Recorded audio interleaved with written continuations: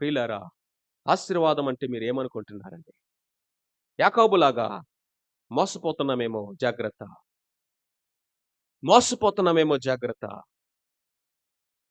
ఒకవేళ గనక ఆస్తులు, అంతస్తులే ఆశీర్వాదం అంటే, అది లేని వాళ్ళు ఆశీర్వాదం లేనట్టా? ఈ లోకంలో కార్లు, బంగ్లాలు, విస్తారమైనటువంటి వెండి, బంగారము, ధననిధులు ఉండటమే ఆశీర్వాదము అని నువ్వు దానికి పేరు పెడితే, అవి లేని వాళ్ళు ఆశీర్వదించబడిన వారనా అర్థము? There is a deception. There is a deception in that thought.